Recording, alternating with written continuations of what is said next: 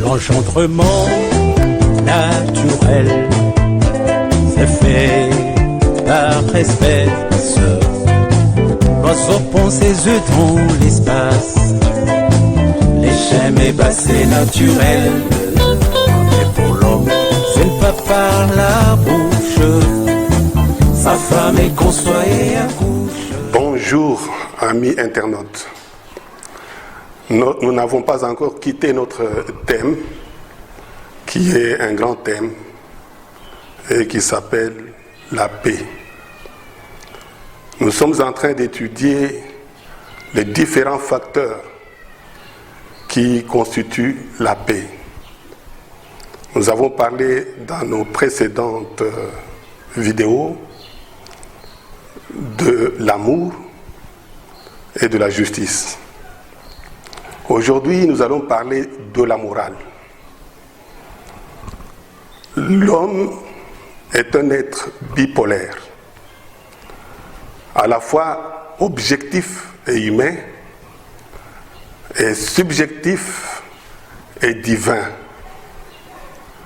Donc l'homme est à la fois, comme le définit Jean-Jacques Rousseau, un animal raisonnable. Mais moi je trouve cette définition assez limitée. Parce que l'homme est plus que là, et doit être plus que là, plus que tout cela. Il n'est pas seulement un animal raisonnable, mais il doit être aussi un être d'essence spirituelle. Alors là, ça nous amène à étudier la partie spirituelle qui est constituée d'abord de la morale. Comme disait Jean de La Fontaine dans sa fable, la raison du plus fort est toujours la meilleure.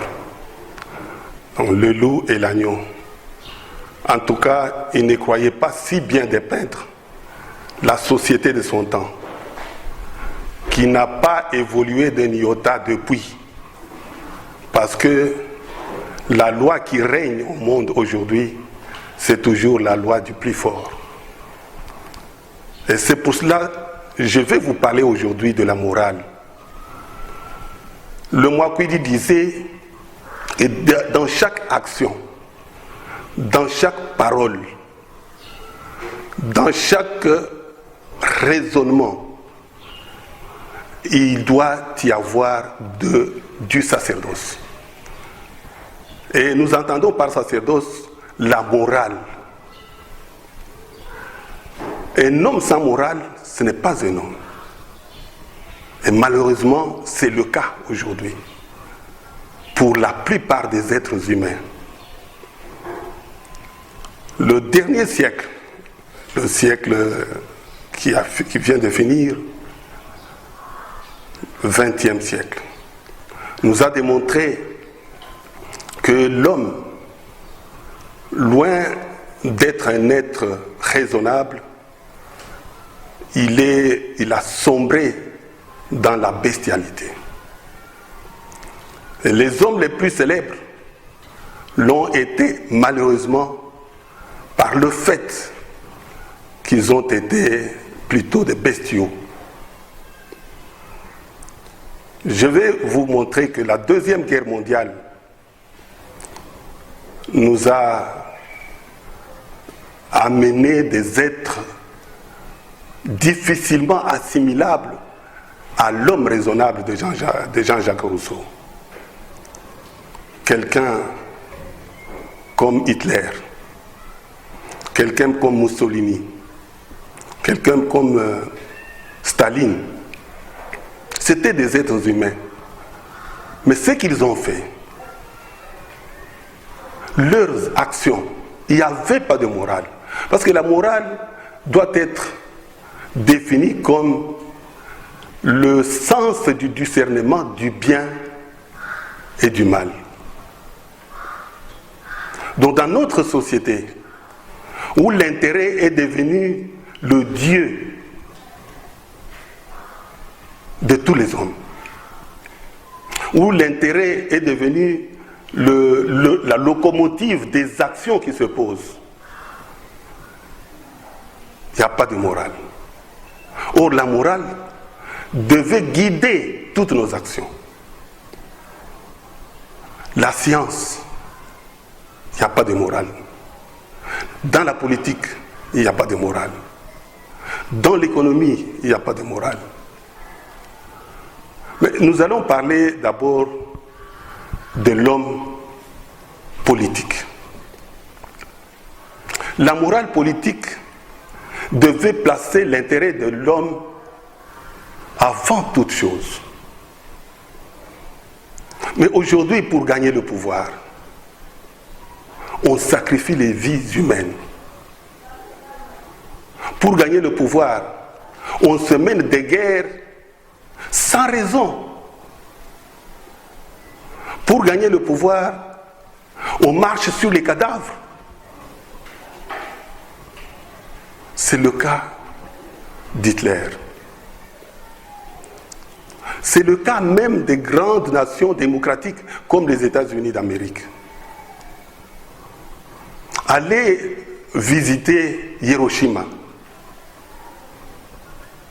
là où était une terre habitable, une grande ville. On l'a détruite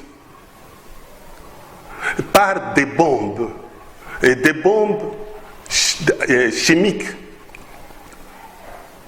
qu'ils ont lâchées sur cette ville-là, pleine d'individus, pleine de gens, d'hommes et de femmes et d'enfants.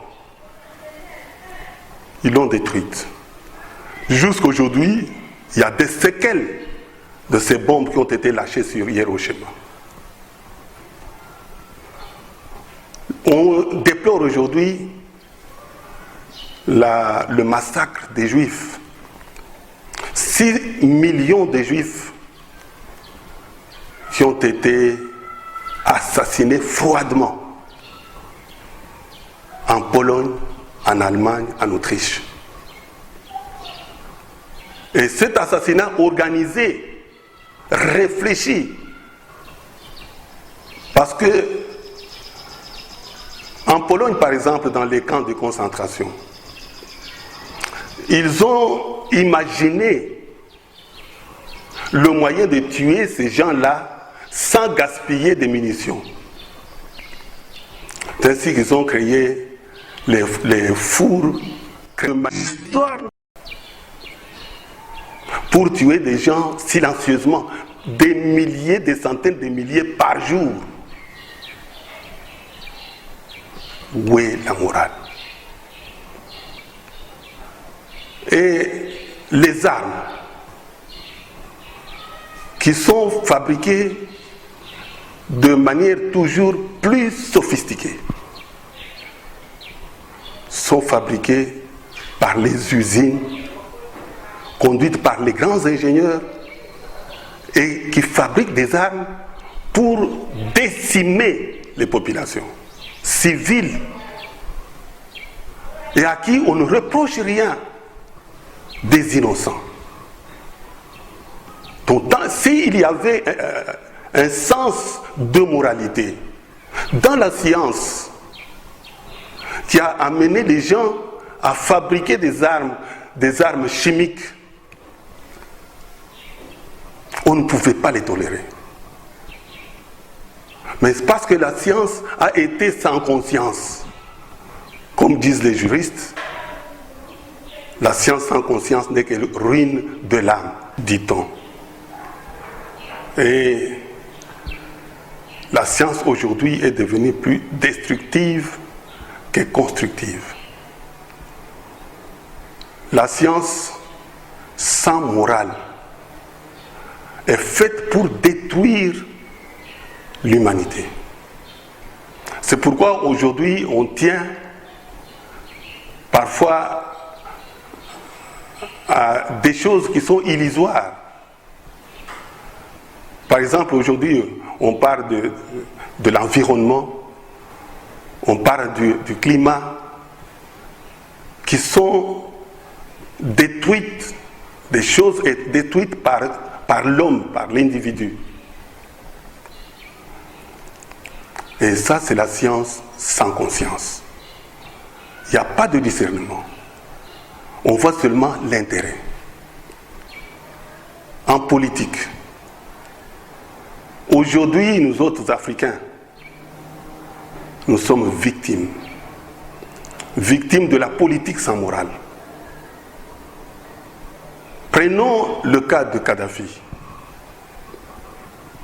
un président digne, mais du fait qu'il était africain et qu'il réfléchissait pour le développement de l'Afrique, il a été froidement pourchassé et tué comme une bête de somme par un autre Hitler qui est Sarkozy. Qu'est-ce qu'il avait fait? Parce que il est allé toucher aux intérêts de la Grande France, les intérêts de l'Union européenne, en lançant un satellite qui proposait ses services gratuitement aux États africains, en pensant pouvoir créer une banque mondiale, donc une banque africaine, pour remplacer la Banque mondiale qui appauvrit les populations africaines, les États africains. Pour cela, ils ont froidement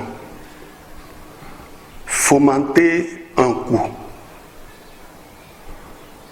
pour l'éliminer physiquement. Et ils ont créé une semblant de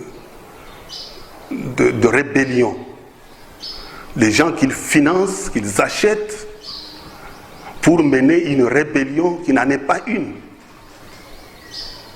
Et ils soutiennent cette rébellion avec les armes, avec des munitions, avec les finances, pour qu'ils puissent renverser Kadhafi. Et quand ils ont trouvé que la rébellion n'était pas à même de pouvoir le renverser, ils ont envoyé des militaires français qui ont pourchassé Kadhafi partout. Parce qu'ils voulaient la promotion de l'Afrique, la promotion de son indépendance politique et de son indépendance économique. Et c'est pour cela ils tiennent à nous maintenir, à maintenir l'Afrique dans la dépendance.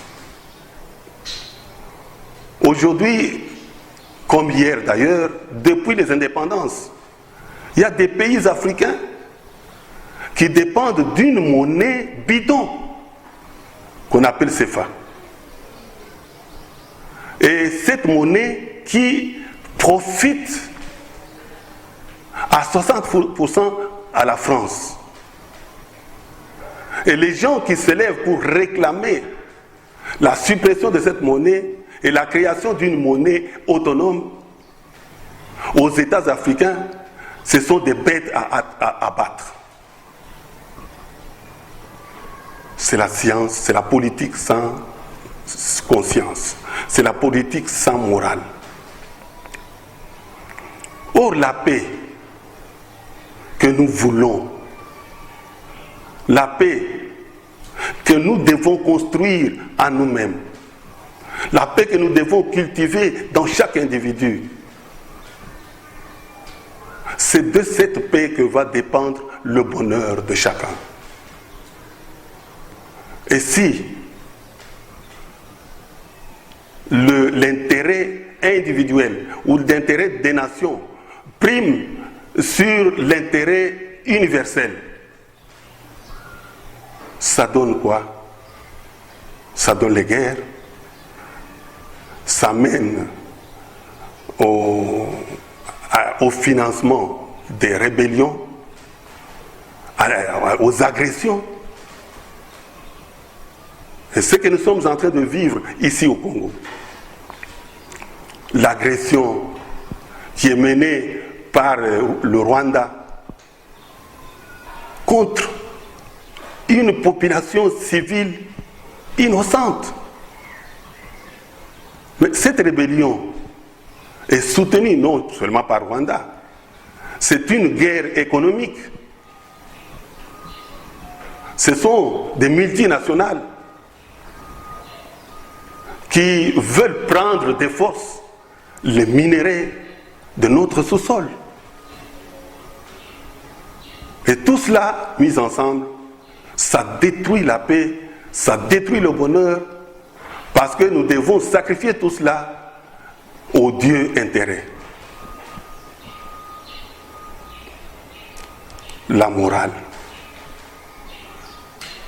La morale, c'est le facteur le plus important pour la construction de la paix.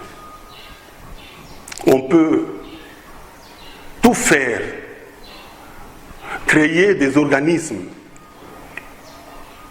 tenir des conférences et les appeler conférences pour la paix.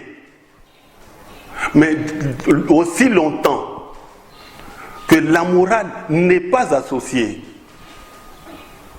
aussi longtemps que chaque action qui se fomente, chaque action qui doit se poser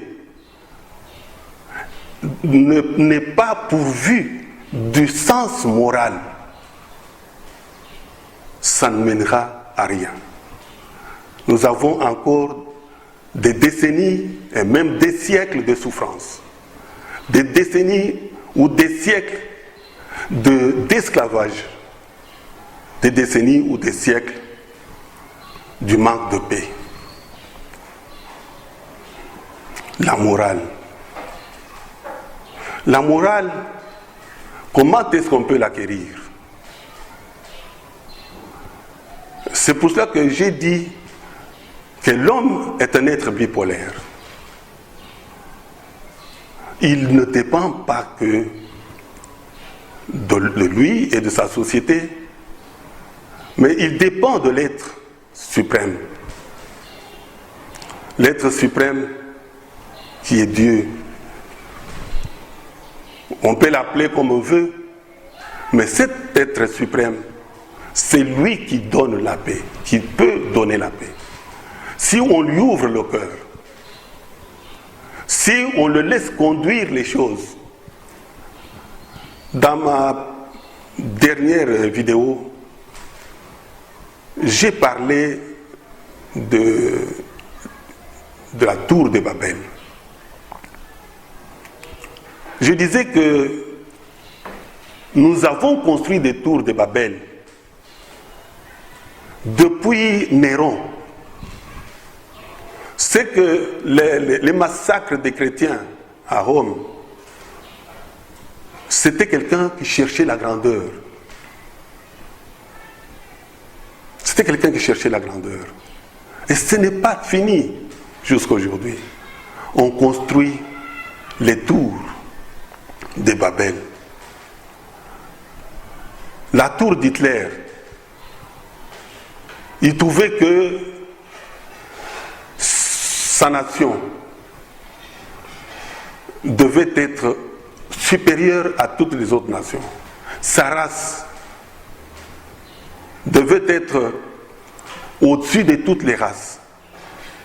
Devait, même si il le fallait, éliminer toutes les autres races pour favoriser l'éclosion et la richesse et le pouvoir de la race germanique dont il était issu. J'ai parlé du communisme. Le communisme, c'était une idéologie sans Dieu. Une idéologie sans Dieu. Donc ils ont exclu Dieu du schéma de la paix. Or la paix, c'est Dieu qui la donne. Quelqu'un écrivait en disant la paix viendra le jour où l'homme-dieu paraîtra. Or l'homme-dieu, c'est qui? Les bouddhistes l'attendent, les hindous l'attendent, les juifs l'attendent, les chrétiens l'attendent, les musulmans l'attendent, toutes les religions. Mais cette morale dont nous parlons, qui est absente de la politique, qui est absente de la science. Elle est également absente de la religion. Elle est absente de la religion. Parce que j'espère que j'en ai déjà parlé un jour, pour les États-Unis d'Amérique, c'est un État, ne fût-ce que cette présence, la présence de cet État, signifie ou trahit l'immoralité de l'homme. Dans la religion, combien de guerres de religion ont été menées? Et chaque guerre n'est pas une bonne chose. Parce que dans la guerre, il y a des milliers, des millions d'individus innocents qui meurent. On parle de croisades. Les croisades, c'est la guerre chrétienne contre les musulmans, contre les juifs. On parle de djihad. Djihad, c'est la guerre musulmane, la guerre de la foi. Mais entre chrétiens eux-mêmes, les catholiques et les protestants, ils ont fui. Tous les protestants qui sont aujourd'hui aux États-Unis, ils ont fui les massacres. L'histoire nous apprend qu'on a massacré des millions de musulmans, de protestants. Ils ont massacré avec la bénédiction du Saint-Siège, qui a même un jour donné un prix de bravoure à un jeune Serbe qui avait égorgé 1260 protestants la même nuit. 1260 protestants. Ils meurent parce qu'ils sont protestants. Alors l'intolérance religieuse, ça fait partie du manque de la morale. Et si aujourd'hui il y a les rapprochements, c'est du rapprochement sans conscience. Parce que les uns et les autres trouvent que c'est leur religion qui est meilleure. Ils veulent l'imposer. Mais ça, ce n'est pas un rapprochement. Le rapprochement, c'est d'abord aimer l'autre tel qu'il est. Et l'approcher tel qu'il est. Essayer de trouver les affinités et les divergences de chaque religion. Mais tout cela n'est pas un travail à mener par des religions elles-mêmes. C'est le travail qui doit être accompli par l'être qui doit venir humain et divin. Cet être humain et divin, je vous annonce par cette vidéo qu'il est déjà venu. Il est déjà venu. Il a implanté les facteurs pour la construction de la véritable paix, du véritable amour, de la véritable justice et de la véritable morale. Et c'est pourquoi nous appelons nos vidéos l'ère de la vraie connaissance. L'ère de la vraie connaissance. Nous voulons apporter... Parce que la Bible disait « Mon peuple se meurt faute de connaissance. » Mon peuple se meurt faute de connaissance. Donc, nous sommes... Ce que nous faisons, nous sommes pires que les animaux. Les animaux sont... Parce qu'aucun animal n'a jamais détruit autant d'autres animaux. D'ailleurs, il y a un adage qui dit que il y a un adage qui dit que les loups ne se mangent pas entre eux. Mais les hommes se mangent entre eux. Les hommes se mangent. Et non seulement les hommes tout court, mais des hommes qui prétendent être des religieux, qui prétendent vivre selon les principes divins. Mais ils font des massacres, les individus. L'Église catholique, si aujourd'hui on peut chercher les statistiques des hommes et des femmes qui ont été tués à cause de leur foi, qui ont été condamnés au bûcher à cause de leur foi par l'inquisition papale, le tribunal du pape. Chez les juifs, c'était la même chose. Et dans toutes les religions, pareil. Et le monde a besoin d'un homme-dieu qui puisse cultiver l'amour, la justice et la morale.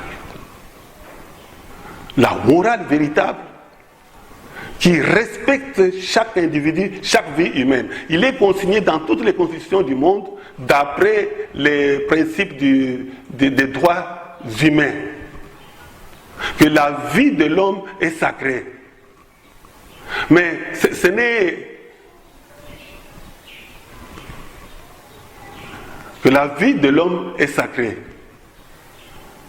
Mais ce n'est qu'un vœu pieux. La vie de l'homme qui est sacrée, c'est quelle vie? Parce que chaque jour, il y a des milliers de gens qui sont tués sauvagement pour rien. Pour rien. Et avec la bénédiction des religieux. Ce qu'on appelle l'intégrisme musulman. L'État islamique. L'État islamique, c'est une tour de Babel. Ils veulent dominer par leur religion. Et cela a commencé depuis l'Antiquité.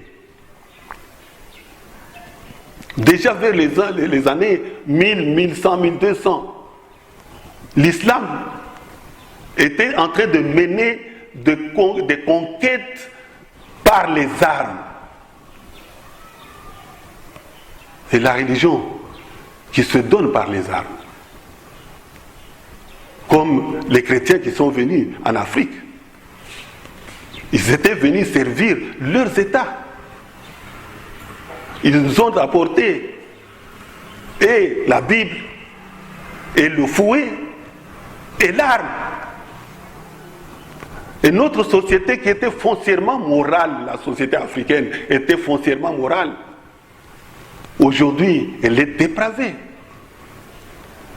Parce que nous avons emprunté des autres cultures qui ne sont pas notre culture qui est une culture hautement morale. Chez nous, il n'y avait pas de voleurs. On passait la nuit, les portes non fermées, on trouvait même quelques rameaux comme porte, et chacun se sentait en sécurité. Aujourd'hui, pour gagner la sécurité, on paye des milliers, des millions de dollars pour acheter la sécurité. Donc chacun se sent menacé dans sa vie. Chacun se sent menacé dans sa famille. Où est le rôle de la religion? Où est le rôle des principes religieux? Or, les principes religieux sont censés construire la paix dans les individus. Par l'amour et par la vraie justice. Voilà, la morale nous manque. Notre science est immorale. Notre politique est immorale. Notre commerce, notre économie est immorale. Et je crois que nous devons tout faire pour que les gens découvrent. Pour que les gens découvrent que le constructeur de la nouvelle morale est déjà venu. il a donné des principes que nous devons, si ils sont bien appliqués, dans quelques années, la société va changer.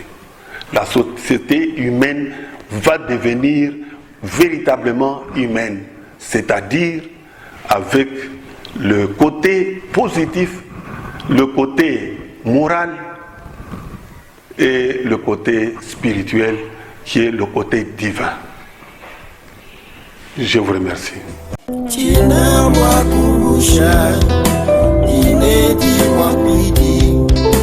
Yakampanza miwani simwani butumbi yembadisanyishe kudibana babantu kudipaturabo bobo ikudimpa yakafuminamu mukanda wa moyo kulukuvanzambi nebandi banjelo yakafuminamu mukanda